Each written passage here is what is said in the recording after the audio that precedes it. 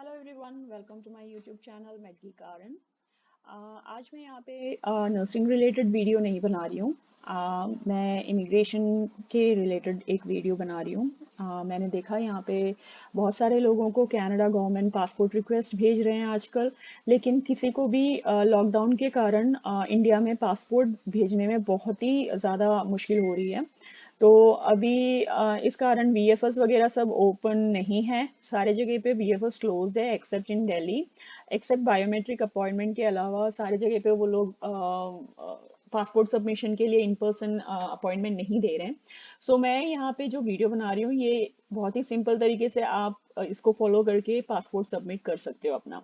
सो ज़्यादा टाइम नहीं वेस्ट करती मैं आपका और लेके जाती हूँ आपको वीएफएस के वेबसाइट पे और कैसे ये प्रोसीजर्स करना है। तो आप वीएफएस के थ्रू आपका जब भी कनाडा गवर्नमेंट आपको जब भी पीपीआर भेजता है तो उसको आप संभाल के रखिएगा। एंड बिकॉज आपको यहाँ पे वीएफएस के वेबसाइट पे आपको अपलोड करने की ज़रूरत होती है। गूगल में जाएं और वीएफएस वेब फॉर्म करके टाइप करिए। उसके बाद जो VFS web form passport submission का जो लिंक है वो ओपन होगा। उस लिंक पे आप जाइए और जहाँ पे आप रह रहे हो, ये टू वे कुरियर सबमिशन के प्रोसेस में क्या होता है, आपके घर से आपका पासपोर्ट कुरियर वाला आके लेके जाता है। तो आप जहाँ पे रह रहे हो वहाँ के पोस्ट कोड को टाइप करके दोगे तो उस पोस्ट कोड को सर्विसेबल और नॉन सर्विसेबल दो ऑप्शन होता है उसमें। अगर आपका पोस्ट कोड सर्विसेबल है तो ये लोग यहाँ पे आके आपके घर से पासपोर्ट ले जाएंगे, और अगर वो पोस्ट कोड सर्विसेबल नहीं है,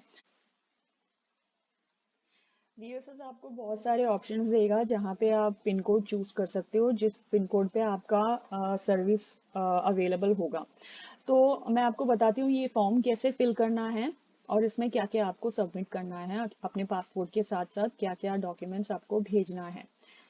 तो यहाँ पे सेलेक्ट योर वीज़ा कैटेगरी। आप अगर पीआर ऑप्शन के लिए अपना पासपोर्ट सबमिट कर रहे हो तो select passport submission for permanent resident application, यहाँ पे क्लिक करिएगा। उसके बाद did you enrol biometrics for this application. अगर आपने पिछले बार कभी वीज़ा ऑफिस में अपना बायोमेट्रिक्स दिया है तो आपको ये ऑप्शन नो दबाना है। और अगर आपने वीज़ा कभी अपने बायोमेट्रिक नहीं दिया है तो आपको ये यस देना है। और आपने अगर यस सेलेक्ट किया है तो आपसे ये लोग पूछेंगे कि आपने कहाँ पे बायोमेट्रिक्स का एनरोलमेंट लिया हुआ था पिछले बार। सो इन केस आपने नहीं लिया है, आपने प्रीवियसली बायोमेट्रिक सबमिट कर दिया है, तो आप यहाँ पे नो चूज कर सकते हो। उसके बाद यहाँ पे आप पिन कोड टाइप करें। सपोज आपका पिन कोड अभी मैं बताती हूँ, जैसे वसई, मुंबई में वसई में आप रह रहे हो और आपका पिन कोड है 401201 से, ये आपका पिन कोड है। तो आप यहाँ पे टाइप करिएगा और उसके बाद चेक करो कि if the pin code is serviceable. Serviceable मतलब यहाँ पे कुरियर वाला आएगा, आपका पिकअप लेके जाएगा, पासपोर्ट पिकअप करके लेके जाएगा। अगर इनका सर्विसेबल नहीं है तो वो लोग नहीं आएंगे, आपको जाके ड्रॉप करना होता है अपना package. That is you have to submit your passport to the nearest Blue Dart office. So यहाँ पे आप चेक करिएगा। तो ये ऑप्शन है यहाँ पे, आप अपना एड्रेस फिल करिए और ये जो कैप्चा है इसको एंटर करके सबमिट करना। यहाँ पे एक ऑप्शन और आएगा, अपना अपलोड द पीडीएफ। जो आपको कनाडा गवर्नमेंट ने जो आपको आईआरसीसी के थ्रू लेटर दिया था पासपोर्ट सबमिशन के लिए, वो लेटर यहाँ पे अपलोड करके भेज दीजिएगा। अब अगर आपका पिन कोड सर्विसेबल नहीं है तो आपको वो ऑप्शन भी मैं बताती हूँ। सेम यहाँ पे जाइएगा, आपने पासपोर्ट के लिए पीपीआर, आपके पासपोर्ट पीआर के लिए सबमिट कर रहे हो तो passport submission for permanent resident click करिए। बायोमेट्रिक के लिए नहीं किया है तो नहीं करिए। और यहाँ पे सपोज अभी एक पिन कोड है, कॉटेम का एक पिन कोड मैं देती हूँ। तो वो पिन कोड शायद 686001। सो ये पिन कोड सर्विसेबल नहीं है। तो अब ये इस चक्कर में क्या होता है कि आप यहाँ पे क्लिक कर सकते हो। इसमें बहुत सारे पिन कोड्स अवेलेबल हैं जहाँ पे आप जाओगे और आपका क्लोजेस्ट, जो भी आपका पिन कोड क्लोजेस्ट है वहाँ पे आप चूज करो। सपोज महाराष्ट्र में इतने सारे जगह पे सर्विस अवेलेबल है इनका, तो आप सपोज यहाँ पे चूज करो ये दौंड या कोलाड। तो ये जो पिन कोड है वहाँ पे सर्विस अवेलेबल है, तो आप यहाँ पे चूज करिएगा और सबमिट कर दीजिएगा। And sometimes it happens that suppose ये पिन कोड नहीं तो आपके घर का पिन कोड नहीं अगर मिल रहा है तो आप शायद तो अपने फ्रेंड का जो भी नियरेस्ट आपके एरिया में रहते हो उनका पिन कोड भी डाल के देखिएगा। हर ऑप्शन ट्राई करिएगा, जहाँ जहाँ आपका रीच है वहाँ का हर ऑप्शन हर पिन कोड ट्राई करिएगा, तो आपको शायद चांसेस है कि वहाँ पे सर्विस अवेलेबल हो। तो उसके बाद जब आप सबमिट कर दोगे अपना जो आईआरसीसी गवर्नमेंट ने जो आपको लेटर भेजा है वो भी अगर आप अपलोड कर दोगे, उसके बाद सबमिट करोगे, देन आपको वेट करना है। सबमिशन के बाद आपको वेट करना है। आपको वीएफएस एक मेल भेजेगा। वो मेल, फर्स्ट मेल ये होता है कि उनको आपने जो वेब फॉर्म फिल किया है वो मेल आप उनको मिल चुका है। जो आपका second after web form submission जो आपको एक ईमेल आता है वो है एक्नॉलेजमेंट ईमेल। उसमें आपको बताया जाएगा कि उनको आपका वेब फॉर्म मिल चुका है और पासपोर्ट सबमिशन का अब अगले मेल में क्या क्या आएगा वो सब इंफॉर्मेशन इसमें दिया हुआ है। इसमें इन्होंने मेंशन किया है payment link is valid for 12 hours only, और if the link is lapsed you need to fill up a new web form. अगर वो पेमेंट आपने नहीं पे किया 12 घंटा के अंदर तो आपको दोबारा वेब फॉर्म भरना पड़ेगा। सो ये एक ईमेल आपको मिलेगा तुरंत आपके सबमिशन के बाद। जो वेब फॉर्म आपको मैंने बताया वो वेब फॉर्म फिल करने के बाद तुरंत आपको ये ईमेल मिलेगा कि आपका उनको एक्नॉलेजमेंट रेसिप्ट है, उनको ईमेल मिल उनका वेब आपका वेब फॉर्म मिल चुका है उनको ये।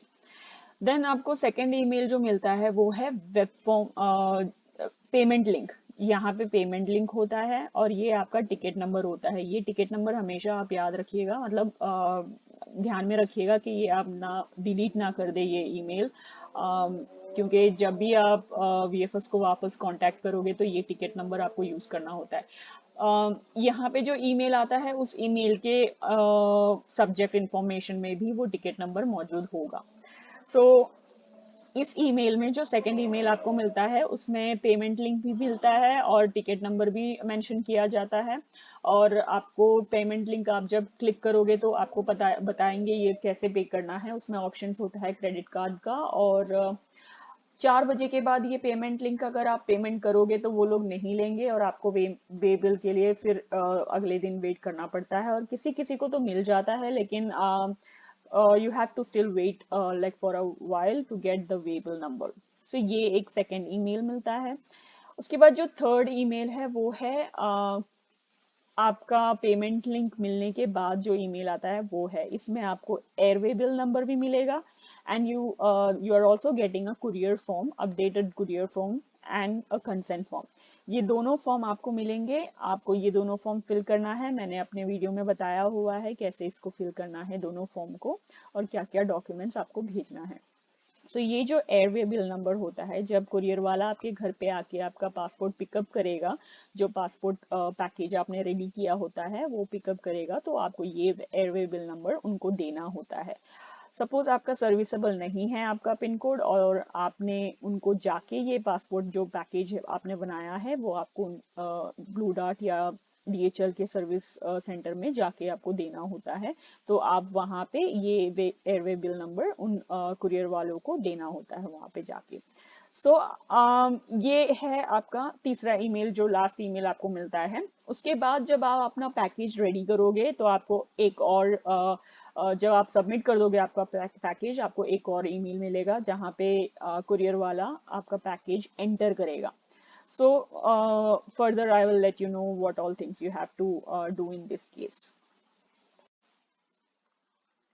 तो ये जो है कंसेंट फॉर्म आपको ईमेल, जो लास्ट ईमेल जो वीएफएस आपके पेमेंट लिंक के बाद जो भेजते हैं उस ईमेल में आपको ये कंसेंट फॉर्म और एसएमएस कुरियर फॉर्म दोनों मिल जाएगा। ये एसएमएस कुरियर फॉर्म है और ये कंसेंट फॉर्म है।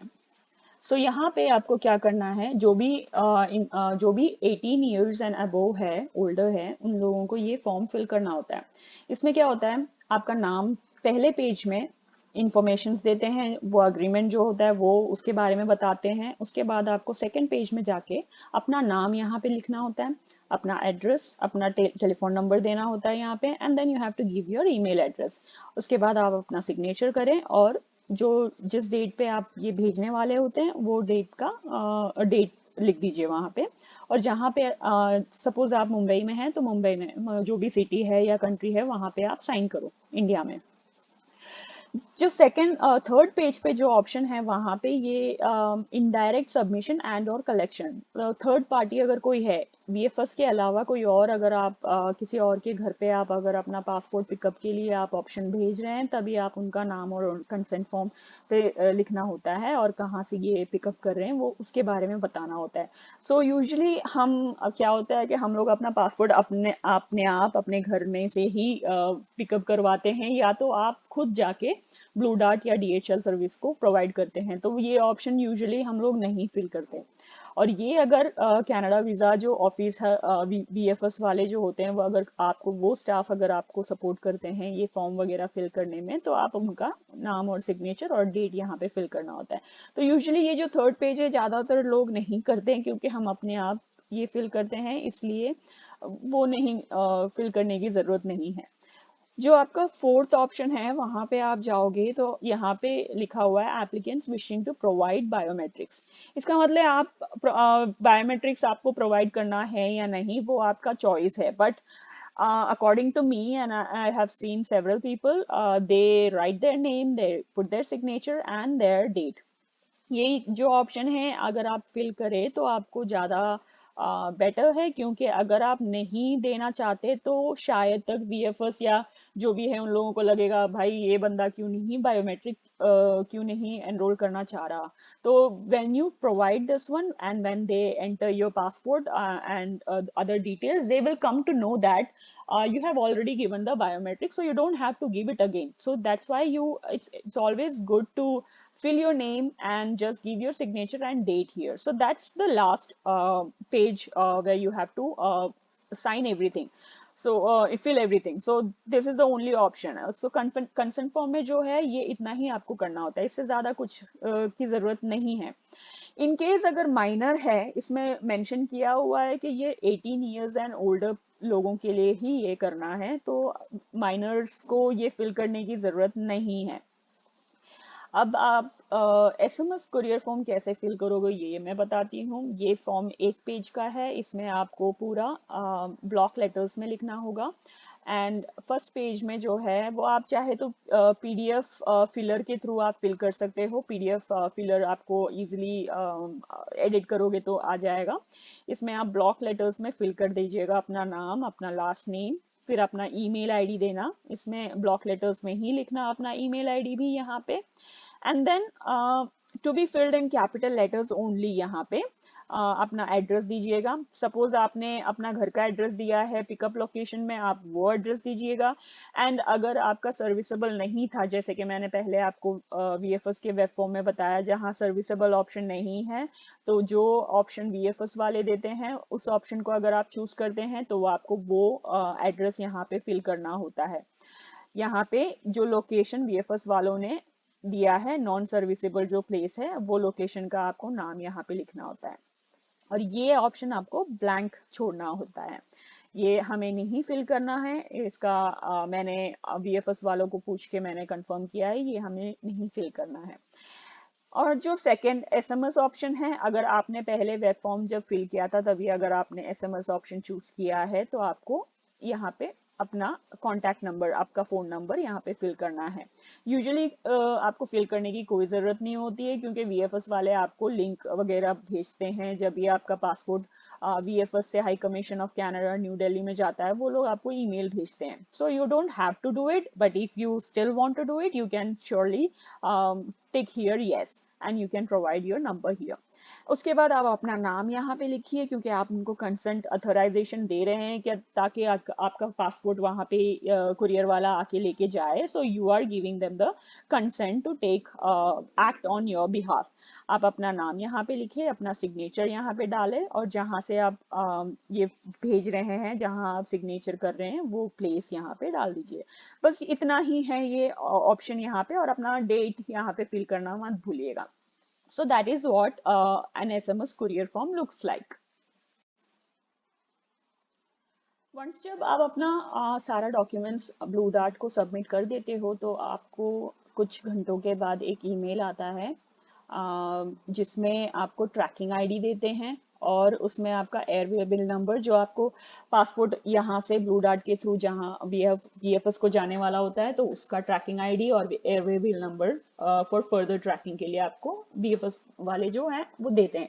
ये रिक्वेस्टेड एडिशनल डिटेल्स के तौर पे आता है ये ईमेल। सो आपको कुछ करने की जरूरत नहीं होती है, ये जस्ट उनका इंफॉर्मेशन है, वो आपको ट्रैकिंग प्रोवाइड करते हैं। सो इसके लिए आपको कुछ करने की जरूरत नहीं है इसमें। तो इतना ही है इसका ऑप्शन। और आपको मैं अगले स्टेप में बताती हूँ क्या क्या डॉक्यूमेंट्स आपको, लिस्ट ऑफ डॉक्यूमेंट्स जो भी है आपको मैं बताती हूँ क्या क्या आपको भेजना है। जो मैंने अपनी बेटी के लिए किया था वो मैं इसमें मेंशन करती हूँ। मेरी बेटी का पासपोर्ट मैंने बहुत पहले भेजा था, तो आपको मैं वो बताती हूँ। यहाँ पे मैं आपको बताती हूँ कि क्या क्या डॉक्यूमेंट्स आपको अपने पासपोर्ट के साथ भेजना होता है वीएफएस में। यहाँ पे जो है आपका ओरिजिनल, फर्स्ट वन आपका ओरिजिनल वैलिड पासपोर्ट भेजना है, पुराना वाला नहीं। आपका ओरिजिनल वैलिड पासपोर्ट भेजना होता है। उसमें कोई भी पेज फटा हुआ या स्क्रैम्बल्ड या कुछ भी ऐसा नहीं होना चाहिए। पासपोर्ट एकदम इंटैक्ट और new new valid original passport होना चाहिए। उसके बाद जो सेकंड ऑप्शन है उसमें सेकंड जो थिंग आपको भेजना होता है वो है आपका पासपोर्ट साइज फोटो। जो आईआरसीसी का जो लेटर आपको मिला है उस लेटर में आपको स्पेसिफाइड डायमेंशंस दिए होते हैं, जिसके हिसाब से आपको अपना पासपोर्ट फोटो लेना होता है। वो पासपोर्ट फोटो आप जाके लेंगे तो 2 फोटोज आपको भेजना है इसके साथ। एंड उसमें आपका नेम, डेट ऑफ बर्थ लिखना होता है और जहाँ से आपने ये पासपोर्ट फोटो लिया है उस शॉप का नाम और उसका एड्रेस लिखना होता है पीछे। और जिस डेट को आपने पासपोर्ट लिया है वो भी लिखना, पासपोर्ट फोटो लिया है वो भी लिखना होता है। उसके बाद थर्ड जो है आपको अपना आईआरसीसी का लेटर जो मिला था गवर्नमेंट के थ्रू, सीआईसी के लेटर, इसमें वो लेटर भी इसके साथ भेजना है। फोर्थ जो है वो आपका आंखों का कलर, आपका हाइट, एक वर्ड पेज में लिख दीजिएगा। उसमें मेंशन करना होता है जो भी आपका आंखों का कलर है और जो भी आपका हाइट है वो एक वर्ड पेज में लिखकर उसको प्रिंट आउट कर लेना। और वो भी जाएगा आपके ये पासपोर्ट के साथ। हर एक फैमिली के लिए एक एक जो भी मेंबर, सपोज आप हस्बैंड हैं, आपका अलग सा वेब फॉर्म फिल करना होता है। उसी तरह आपके वाइफ का अलग वेब फॉर्म फिल करना होता है। और एक एक पासपोर्ट का एक एक एनवलप होगा। उसी के अभी अब हस्बैंड का फिल करके भेज रहे हो तो हस्बैंड के जो A4 साइज एनवलप आएगा उसमें ये सारे जाएंगे। वाइफ का जो भी होगा अलग वेब फॉर्म फिल करोगे उसमें उनके पासपोर्ट के साथ ये सारा जाएगा। सो हर एक मेंबर जो भी होगा फैमिली का डिपेंडेंट मेंबर होगा उसके अलग अलग पैकेज जाता है।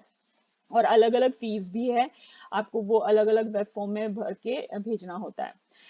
जो पांचवा ऑप्शन है वो है अगर आपने आरपीआरएफ फी पे किया है तो आपको वो फी का रेसिप्ट भी इसमें जाना होगा। अगर आपने जब आपने suppose express entry application fill किया है और आपका से 3 मेंबर फैमिली है तो आपका $3000 समथिंग आया होगा, तो वो जो फीस का रेसिप्ट है वो आप इसमें अटैच करके भेज दीजिएगा। गवर्नमेंट को इजीली पता चल जाएगा कि आपने आरपीआरएफ फी उसमें पे किया हुआ है, तो आप वो भी भेज दीजिए।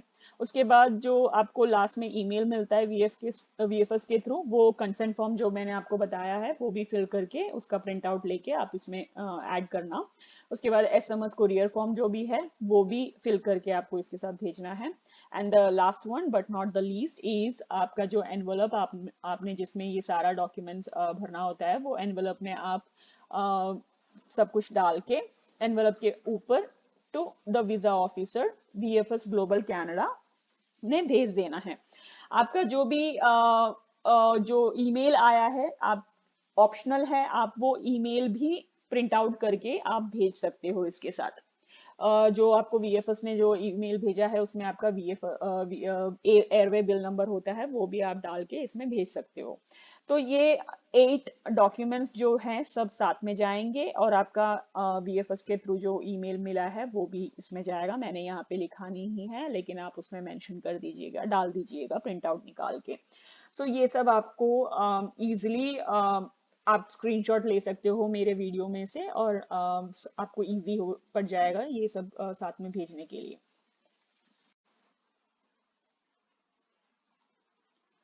आफ्टर ऑल दोस डॉक्यूमेंट्स आप अपना पासपोर्ट रेडी रखिएगा और उसके बाद जो कुरियर ऑफिस वाला है वो आप आपके घर आकर वो पैकेज जो है आपका पिकअप करके ले जाएगा and they will put in their own envelope and they will submit it to the VFS और आपको ट्रैकिंग आईडी उसी दिन शाम को मिल जाएगा। जो जो भी शाम को या सुबह जब भी आपने सबमिट करना होता है या वो लोग लेके जाएंगे अपने ऑफिस में and then they will enter it into their data system and then आपको वो लोग ईमेल भेजेंगे फर्दर जो भी डॉक्यूमेंट्स है। उसके बाद वीएफएस के थ्रू अगर वीएफएस के पास ये पहुंच जाता है एप्लीकेशन आपका पासपोर्ट, उसके बाद वीएफएस आपको एक ईमेल भेजता है, उसमें आपको फर्दर ट्रैकिंग आईडी देते हैं जिसमें वो आपका passport high commission of Canada को भेजते हैं। सो उसके बाद जो भी है आपको एक एक ईमेल मिलता रहेगा जब तक आपका पासपोर्ट आपको आपके हाथ में ना मिले। अगर आपको मेरा ये वीडियो पसंद आया तो please do like, subscribe and share and I hope to give you more information in my coming videos and आप सभी को पासपोर्ट वापस सही सुरक्षित मिले ये मेरी कामना है। Thank you.